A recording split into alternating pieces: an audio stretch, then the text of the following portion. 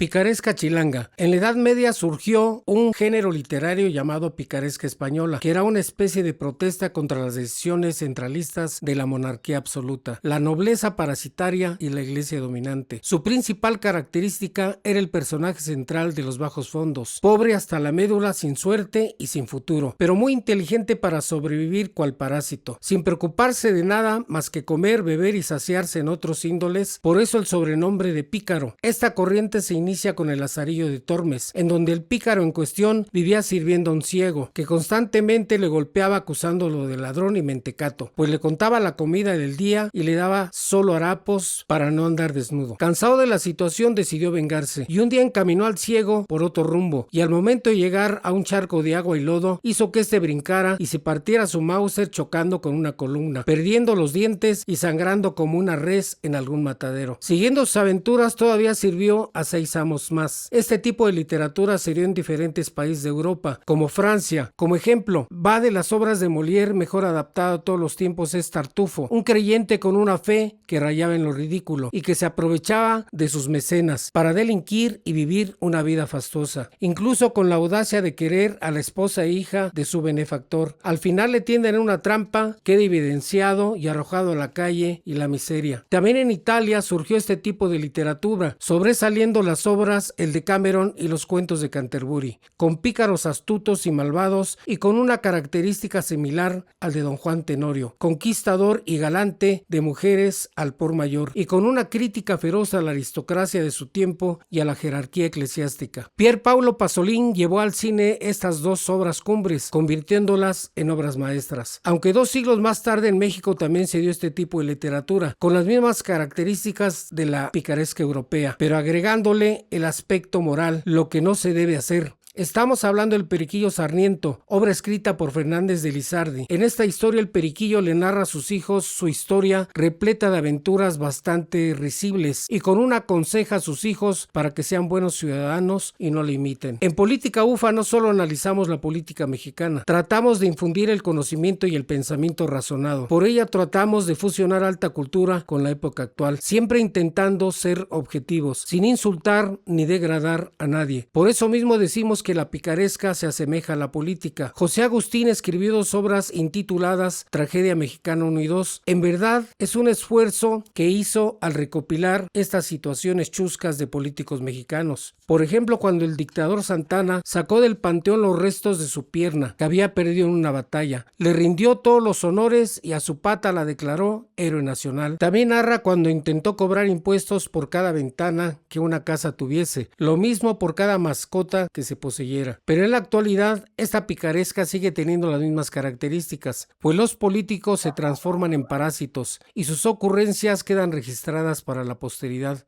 Por ejemplo, los debates electorales, los chistes al por mayor con promesas y propuestas ridículas, picarescas, o como el prometer un sistema de salud similar a Dinamarca, o que la corrupción ya se acabó, o reírse de las masacres. Al pueblo lo único que le queda es el humor negro en las pláticas de sobremesa, o los memes que te dan la oportunidad de poner al político en situaciones grotescas y lastimosas. Algo es algo, ¿o no? Hasta la próxima con un tema interesante.